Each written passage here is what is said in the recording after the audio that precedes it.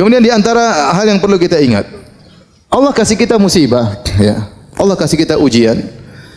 Di antara hikmahnya agar Allah ingin melihat seorang hamba beribadah dengan berbagai macam model ibadah. Ada orang diberi ibadah dengan ibadah bersyukur, maka dikasih kenikmatan agar Allah lihat dia bagaimana bersyukur kepada Allah. Terkadang Allah kasih dia musibah agar Allah lihat bagaimana cara dia beribadah kepada Allah dalam kesulitannya. Ya. Dan betapa banyak ibadah yang muncul tatkala orang dalam penderitaan yang tidak mungkin dilakukan oleh seorang yang sedang menghadapi kenikmatan, mendapati kenikmatan. Coba antum bayangkan seorang tatkala sedang diuji, hatinya benar-benar terenyuh kepada Allah Subhanahu wa taala. Harapannya hanya kepada siapa? Allah Subhanahu wa taala. Kalau dia berdoa dia menangis. Yang itu mungkin tidak didapatkan oleh orang-orang yang dapat kesenangan. Ya. Seorang kalau dalam kenikmatan mungkin dia salat sekedar mau nangis, apa yang mau dia tangisi? Apa yang mau dia tangisi? Sampai seperti ada lelucon ya. Ada seorang imam di Mekah. Saya diceritain wallah alam benar atau tidak ya, tapi lelucon namanya Syekh Al-Muhaisini. Syekh Al-Muhaisini dia punya murotal Quran ya. Kalau antum dengar murotalnya dia sering nangis. Dan dia punya masjid di daerah di Mekah. Orang banyak yang iktikaf juga di masjid tersebut. Dan dia kalau salat sering nangis ya. Kemudian suatu hari ada seorang dari Mesir kemudian salat situ, senang dengar imamnya salat sambil nangis-nangis. Kemudian dia tanya, siapa imamnya itu? Maka orang berkata namanya Al-Muhaisini. Sementara di samping-samping ada hotel-hotel namanya Al-Muhaisini, Al-Muhaisini. Itu yang punya hotel-hotel ini? Iya. Sudah punya hotel masih nangis katanya. Jadi maksud saya bisa jadi memang seorang dalam ketentramannya, dalam kebahagiaannya dia menangis, tapi itu jarang. Ibadah yang keluar dari hati seorang tatkala sedang diuji dengan musibah itu luar biasa, ya. Luar biasa. Makanya terkadang seorang lilit utang, dia berdoa kepada Allah Subhanahu wa taala dan utangnya tidak dilunas-lunaskan oleh Allah Subhanahu wa taala. Karena Allah tahu kalau utangnya lunas dia berhenti berdoa kepada Allah Subhanahu wa taala. Kalau utangnya lunas dia tidak lagi salat malam kepada Allah Subhanahu wa taala. Bahkan terkadang Allah menambah hutangnya sehingga dia benar-benar terjepit, sehingga dia tahu apa arti tawakal. Dia tahu apa arti apa? Tawakal. Betapa banyak orang diajari oleh Allah dengan tawakal setelah dijebak dengan ujian yang sangat berat, tidak ada yang bisa menolong dia seorang pun. Presiden pun tidak bisa menolong dia. Ya. Tidak ada yang bisa menolong dia kecuali siapa? Allah. Maka dengan adanya ujian, adanya musibah, adanya penderitaan, maka Allah Subhanahu wa taala ingin mengetahui dari seorang hamba agar hamba itu beribadah dengan berbagai macam model ibadah. Ada ibadah syukur, ada ibadah apa? Ada ibadah sabar, ya. Ada ibadah sabar dan demikianlah, ya. Kita lihat Nabi Muhammad SAW beribadah dengan bersyukur, beribadah dengan bersabar. Kita lihat Nabi Sulaiman alaihissalam yang super kaya raya dengan dipenuhi dengan berbagai macam kenikmatan, dia juga pernah diuji oleh Allah Subhanahu wa taala. Lihat Nabi Ayub yang pernah kita sampaikan kajian, pernah diberikan kekayaan yang luar biasa dan pernah dikasih sakit yang lama.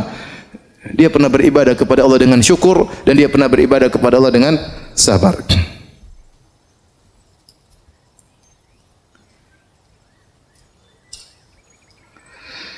Kemudian ingat, jika Anda diuji oleh Allah Subhanahu wa taala, Anda bersabar, maka sungguhnya Anda dalam kebaikan. Anda masih dalam kebaikan. Kapan Anda tidak dalam kebaikan? Kalau Anda mengeluh, kalau Anda meronta, kalau Anda protes kepada Allah Subhanahu wa taala. Nabi sallallahu alaihi wasallam bersabda, "Ajaban li amril mu'min, inna amrahu kullahu khair." Sungguh menakjubkan perkara seorang mukmin. Sungguhnya perkaranya seluruhnya adalah kebaikan. Seluruhnya kebaikan. Wa laisa dzalika li ahadin illa lil mu'min. Dan ini tidak mungkin kecuali hanya kepada seorang mukmin. Seorang mukmin yang selalu dalam kondisi baik. Dan ini tidak mungkin dilakukan kecuali oleh seorang mukmin. In asabatu sarra syakara fakana khairal lahu. Kalau dia mendapati kesenangan-kesenangan maka dia bersyukur dan ini baik baginya. Wa in asabathu dharra, dan jika dia diuji dengan penderitaan, sabara, maka dia bersabar. Fakana khairal lahu, dan itu baik baginya. Oleh karenanya, jika Anda sedang diuji sementara Anda bersabar, sungguhnya Anda dalam lautan kebaikan. Kebaikan terus mengalir, argo kebaikan terus berjalan karena Anda sedang dalam kesabaran sebagaimana ya yang dijelaskan dalam hadis tersebut.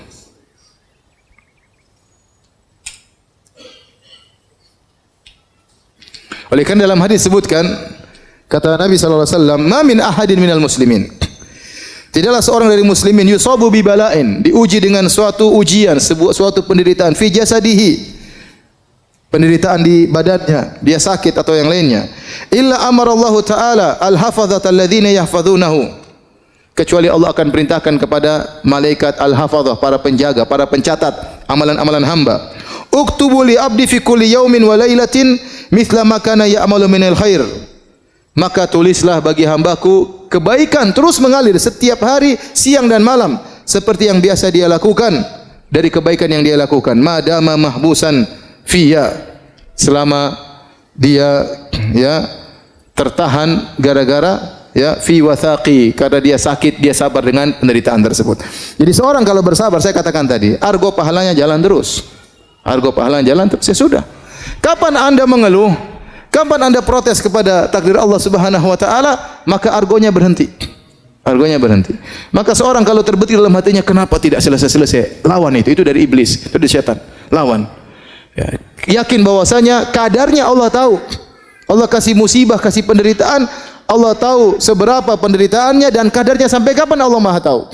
Kita berdoa kepada Allah, kita cari solusi, tetapi kita bersabar menghadapi ujian tersebut. Kenapa? Karena argo pahala jalan terus. Malaikat catat terus pahalanya, meskipun dia tidak bisa melakukan amal-amal ibadah yang biasanya dia lakukan. Pahalanya jalan terus. Kemudian juga di antara dalil bahwasanya kalau engkau bersabar dalam ujian, berarti kau dalam kebaikan.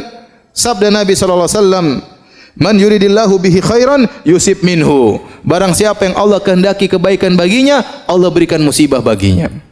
Berarti tanda kebaikan adalah Allah berikan musibah. Nabi mengatakan demikian, "Man yuridillahu bihi khairan." Barang siapa yang Allah menghendaki kebaikan baginya, yusib minhu, Allah berikan musibah baginya. Musibah dalam berbagai macam musibah. Ya. Ada yang musibah pada anaknya, ada musibah pada hartanya, ada musibah pada suaminya, ada musibah pada istrinya. Ada orang diuji dengan kekayaannya, ada orang diuji dengan kemiskinannya, ada orang diuji dengan sakit yang dia alami, ya. Dan banyak. Ada orang diuji dengan tuduhan yang tidak baik kepadanya. Ada orang diuji dengan kerabatnya, diuji dengan kakaknya dan adiknya, dengan tetangganya. Oleh karenanya, selama kita diuji dan kita bersabar, sungguhnya berarti Allah masih menghendaki kebaikan bagi kita. Dalam hadis yang lain kata Nabi sallallahu alaihi wasallam, "Idza ahaballahu qauman ibtalahum." Kalau Allah mencintai suatu kaum, Allah uji mereka. Jika Allah mencintai suatu kaum, idza ahaballahu qauman ibtalahum, Allah menguji mereka.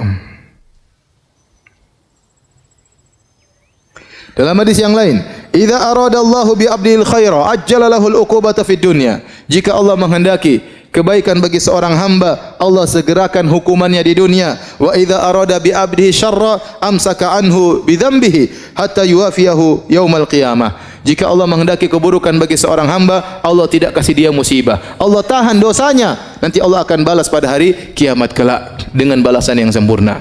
Oleh karena jika seorang diuji dan dia bersabar, yakinlah dia masih dalam kebaikan. Argo pahala terus berjalan. Di antara hal yang perlu kita renungkan, bahwasanya terkadang Allah kasih musibah kepada kita untuk mengangkat derajat kita di surga. Dalam satu hadis kata Nabi SAW, "Innar rajula la yakunu lahu 'inda Allahil manzilah, fama yablughuha bil amal. Fama yazalu yabtalihi bima yakrahu hatta yuballighahu iyyaha."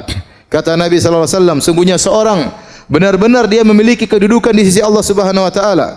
Namun Allah tidak bisa mengangkat dia ke posisi tersebut dengan amal solehnya. Artinya apa? Allah lihat amal soleh dia sedikit, tidak cukup. Pahala dia tidak cukup untuk mendongkrak dia untuk naik ke derajat yang tinggi tersebut. Fama yazalu yabtalihi, maka Allah terus mengujinya. Allah terus memberikan musibah kepadanya. Bima yakrah, dengan perkara yang dia tidak sukai. Hatta yuballighahu iyyaha, sampai Allah pun menyampaikan dia pada derajat tersebut. Ini yang disebut dengan musibah menambah derajat seseorang. Ya, siapa di antara kita yang tahu amal solehnya banyak? Ya akhi, kita baca Quran jarang-jarang. Ya, kita salat malam jarang-jarang. Itu pun salat malam dalam kondisi ngantuk-ngantuk. Sedekah masih pelit. Berbakti sama orang tua juga jarang-jarang. Baik sama istri pun tidak banyak. Perhatian sama tetangga kurang. Zikir juga lisan tidak pernah basah dengan zikir kepada Allah Subhanahu wa taala. Ibadah kita kurang. Kalau kita mau kita kalkulasi ibadah kita sangat sedikit. Terus kita ingin mendapat derajat yang tinggi, tidak ada cara lain kecuali dengan dikasih musibah. Di balik musibah tersebut banyak ibadah-ibadah yang mau tidak mau kita lakukan. Ya, kerendahan diri, kesedihan, kembali kepada Allah Subhanahu wa taala, menangis dalam sujud, menangis dalam salat malam. Ternyata dengan dikasih musibah tersebut, pahala kesabaran seorang hamba mengangkat dia pada derajat yang tinggi. Kalau dengan amal saja dia tidak mampu. Inilah maksud dari hadis tersebut. Dalam riwayat yang lain, kata Nabi sallallahu alaihi wasallam, "Innal 'abda idza sabaqat lahu minallahi manzilatun falam yablugha bi amalin ibtalahu Allahu fi jasadihi." Sungguhnya seorang hamba jika telah tercatat ya bahwasanya dia punya kedudukan di sisi Allah dan dia tidak bisa sampai pada kedudukan tersebut kecuali dengan amal dia, maka Allah akan mengujinya pada jasadnya. Au malihi, atau Allah akan mengujinya pada ekonominya, pada hartanya. Au fi waladihi, atau Allah akan mengujinya pada anaknya. Subhanallah. Mungkin dia diuji pada jasadnya, mungkin terluka, mungkin sakit, mungkin celaka, atau diuji pada hartanya, mungkin usahanya gagal, mungkin kerugian, mungkin uangnya dicuri, mungkin uangnya dirampok, mungkin ada yang hilang. Au fi waladihi, mungkin anaknya yang sakit, mungkin anaknya meninggal. Subhanallah. Allah kasih ujian kepada dia. Thumma sabbarahu ala dhalik, kemudian Allah bikin dia bersabar atas ujian tersebut, hatta yuballighahul manzilata allati sabaqat lahu min Allah, sampai Allah pun menaikkan dia, mendongkrakkan dia, didongkrak sampai pada posisi yang sudah tercatat baginya di sisi Allah Subhanahu wa taala. Jadi seorang tatkala diuji ingat hal ini. Amalan saya masih sedikit. Bisa jadi ujian inilah yang meninggikan derajat saya. Kemudian di antara hal yang perlu dia ingat tatkala dia sedang bersedih diuji dengan ujian, ingatlah bahwasanya ujian tersebut sebagai kafarah, menghilangkan dosa-dosanya, menghilangkan dosa-dosanya. Kata Nabi sallallahu alaihi wasallam, "Ma yusibul muslim min nasabin wala wasabin wala hammin wala hazanin wala adhan wala ghammin hatta syaukata yushakuha illa kafarallahu biha min khatayahu." Kata Nabi sallallahu alaihi wasallam, tidaklah sesuatu pun menimpa seorang muslim, baik keletihan, bahkan keletihan, baik nasabin, keletihan, baik wasab, sakit apapun, sampai demam, ya, sampai demam. Kata Nabi sallallahu alaihi wasallam, la tasubbi al-humma, jangan engkau mencela demam. Fa innaha tudhibu khataya bani Adam kama yudhibul kir khabathal hadid. Sungguhnya demam itu menghapuskan dosa-dosa seorang anak Adam sebagaimana alat pandai besi menghilangkan karat dari besi. Jangan mencela penyakit, jangan mencela demam, kata Nabi sallallahu alaihi wasallam. Jadi seorang letih, seorang sakit, ya, wala hazanin, kemudian juga kesedihan yang menimpanya, ya, sampai wala hammin, ya, ham itu kekhawatiran tentang di kemudian hari, gimana nanti besok, bagaimana lusa, bagaimana tahun 2000 sekian, bagaimana anak saya kalau sudah besar. Kekhawatiran ini pun ini kesedihan. Kalau hazan, kesedihan tentang masa lalu. Kalau hammin, kegelisahan, kekesian tentang masa depan yang dikhawatirkan. Ini juga menghapuskan dosa-dosa. Wala adzan, dan juga gangguan orang yang orang berikan kepada dia dizalimi, dia diganggu, dikata-katain, dituduh yang tidak digibahi. Ini semua penghapus dosa. Wala ghammin, kegelisahan. Seorang muslim terkadang tidak jelas, tahu-tahu dia gelisah, tahu-tahu ada hatinya lagi tidak tenteram, tidak tahu kenapa. Ketahuilah itu penghapus dosa-dosa.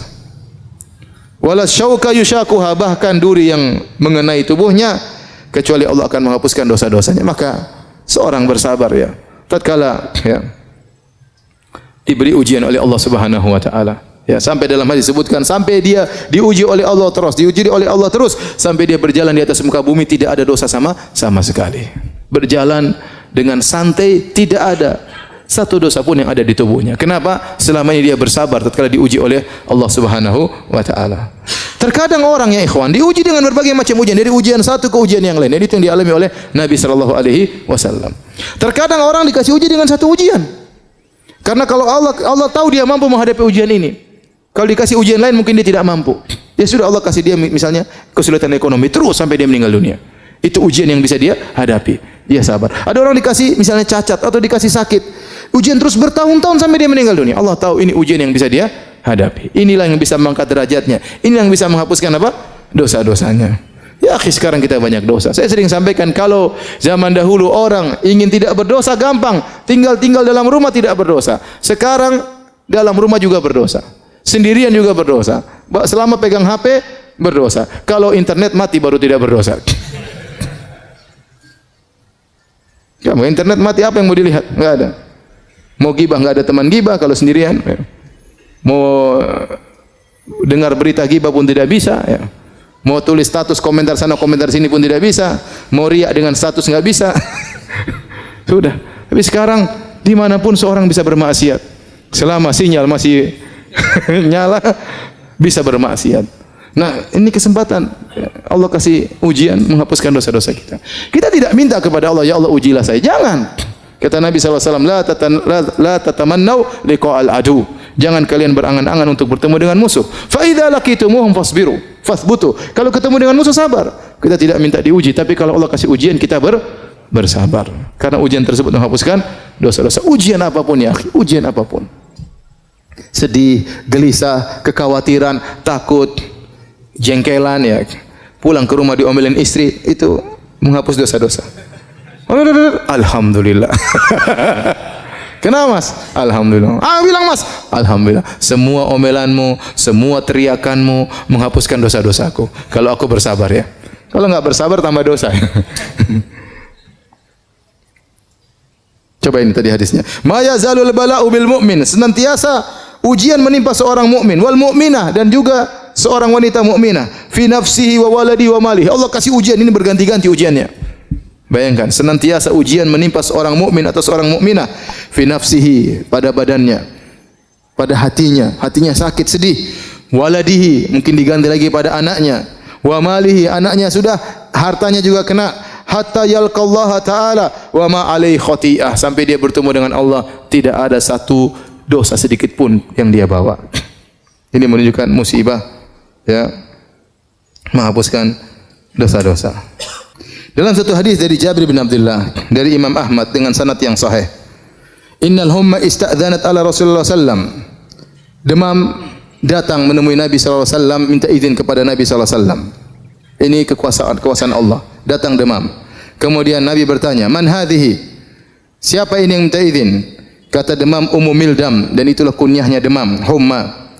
Maka fa amara biha ila ahli Quba. Maka Nabi perintahkan dia untuk pergi ke penduduk kota Quba agar mereka yang ditimpa dengan demam. Falaqu minha ma ya'lamullah.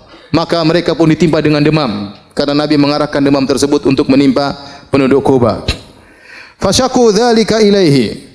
Maka mereka pun mengeluh kepada Nabi sallallahu alaihi wasallam, "Ya Rasulullah, kami ditimpa demam." Mereka sakit penduduk kota Quba. Di Madinah dan Quba ya. Penduduk kota Quba. Maka Nabi berkata, "Ma syi'tum, in syi'tum an ad'ullaha lakum fayakshifaha ankum wa in syi'tum an takuna lakum tahuran." Terserah kalian wahai penduduk kota Quba. Kalau kalian berkehendak, aku akan berdoa kepada Allah agar Allah menyembuhkan kalian dari demam tersebut. Demam tersebut diangkat oleh Allah Subhanahu wa taala. Kalau kalian mau, maka demam ini akan menjadi pembersih dosa-dosa kalian. Maka mereka berkata, "Awa taf'aluhu?" Apakah demam bisa menghilangkan dosa-dosa kami? Qala na'am, kata Nabi, iya. Qalu fada'ha, kata mereka, biarkan demam tersebut menimpa kami.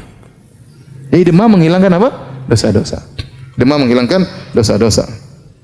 Hadis ini disahihkan oleh Syekh Albani rahimahullahu taala. Oleh karenanya bukankah kalau kita menyungguh orang sakit, apa yang kita katakan? Tahur insyaallah. Tahur insyaallah. Ya, membersihkan dosa-dosa. Insyaallah di situ tahqiq untuk menunjukkan pasti membersihkan dosa-dosa jika Anda bersabar. Ya. Untuk menunjukkan pemantapan, tahur insyaallah. Ini penyakit yang menimpamu akan menghilangkan dosa-dosamu jika engkau bersabar.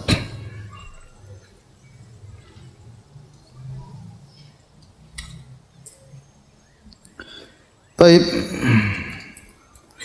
Nasihat berikutnya para hadirin dan hadirat yang dirahmati oleh Allah Subhanahu wa taala.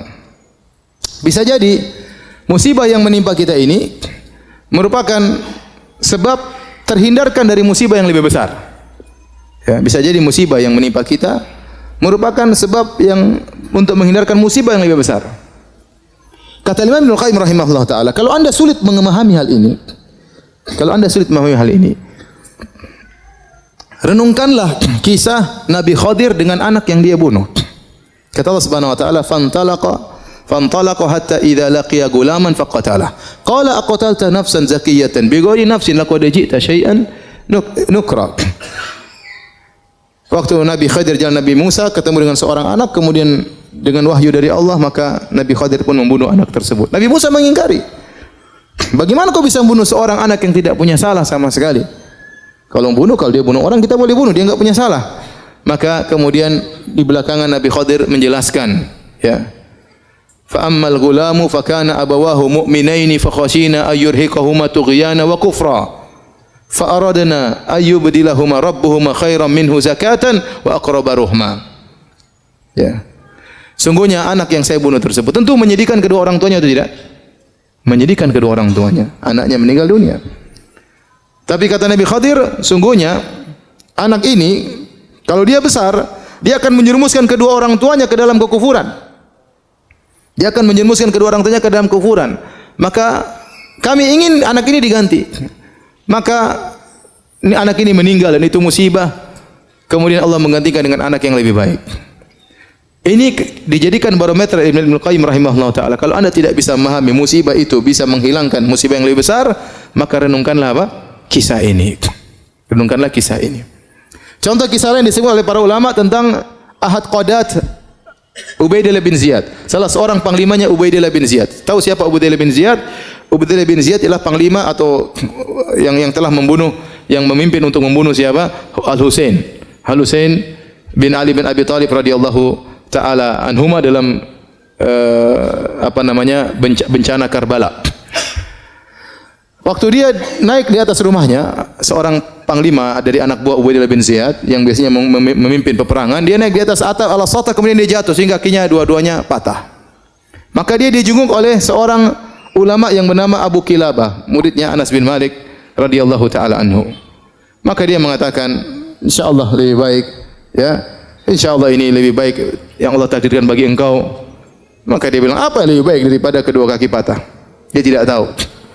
Kemudian 3 hari berikutnya tiba-tiba datang surat panggilan dari Ubaidillah bin Ziyad agar dia memerangi peperangan untuk membunuh atau untuk mencegah Husain bin Ali bin Abi Thalib. Akhirnya datanglah utusan tersebut, dia berkata, lihatlah bagaimana saya mau berangkat sementara kedua kaki saya apa? Patah. Akhirnya tidak jadi dia. 11 hari kemudian datang kabar Husain telah terbunuh. Dia bilang, rahimallahu Abu Kilabah. Semoga Allah merahmati Abu Kilabah. Benar nasihatnya. Seandainya saya tidak jatuh, saya akan pimpinan perang untuk membunuh siapa? Al-Husain. Kita tidak tahu, subhanallah. Bisa jadi musibah tersebut ada musibah yang lebih besar yang Allah hindarkan dari kita dengan terkena musibah kecil tersebut. Sebagaimana kisah yang sering saya sampaikan tentang seorang raja yang memiliki wazir, menteri yang selalu mengatakan al-khair khiratullah, yang terbaik adalah pilihan Allah Subhanahu wa taala. Kisah ini sering disampaikan oleh para ulama, saya tidak tahu akan kesahihannya. Ia seorang menteri yang selalu berkata yang terbaik pilihan Allah Subhanahu wa taala. Setiap ada orang terkena musibah dia datang, yang terbaik pilihan Allah Subhanahu wa taala. Orang terkena musibah, yang terbaik pilihan Allah Subhanahu wa taala. Sampai akhirnya sang raja tangannya terputus karena terpotong, dia datang kepada sang raja, dia berkata, yang terbaik pilihan Allah Subhanahu wa taala. Maka raja pun marah. Apa yang terbaik? Tangan saya putus, jari saya putus, kau bilang yang terbaik. Masukkan ini menteri dalam penjara. Begitu dimasukkan di penjara, dia mengatakan, yang terbaik pilihan Allah. Saya di penjara pun adalah yang terbaik. Suatu hari sang raja kemudian senang berburu dengan menteri-menterinya, kemudian mereka berburu, kemudian mereka berburu, keasyikan berburu sampai keluar daripada daerah kekuasaannya. Sampai akhirnya dia terjebak ke suatu kaum yang mereka menyembah berhala atau menyembah arwah, dan mereka ingin menangkap orang supaya dikurbankan kepada sesembahan tersebut. Akhirnya sang raja ditangkap dengan pengawal-pengawalnya, semua ditangkap dan semuanya dibakar atau dipanggang atau dibunuh untuk arwah mereka. Ketika sang raja ingin dibunuh, tiba-tiba ada seseorang dari penyembah berhala tersebut berteriak, ini tidak pantas orang ini untuk disembahkan kepada Tuhan kita. Kenapa? Tangannya ada yang cacat jarinya. Yang cacat tidak boleh. Seperti kambing, kalau ada kambing yang luka tidak boleh. Ada kambing yang buta tidak boleh. Ini tidak cacat untuk jadi korban. Kalau korban harus orang yang tidak boleh cacat. Akhirnya raja tersebut disuruh pulang dan dia selamat gara-gara jarinya yang putus. Maka dia ingat perkataan menterinya, benar perkataan menteriku, yang terbaik adalah apa? Pilihan Allah Subhanahu wa taala. Maka dia segera pulang ketemu menterinya, dia mengatakan, benar perkataanmu, yang terbaik adalah pilihan Allah. Terus kamu waktu di penjara kenapa kau bilang terbaik pilihan Allah? Kata dia, kalau saya tidak di penjara, tentu saya akan ikut berburu sama Anda dan saya jadi korban. Jadi maksud saya, seorang renungkan ini kisah, bisa jadi musibah, ya, mendatangkan atau menolak musibah yang lebih besar.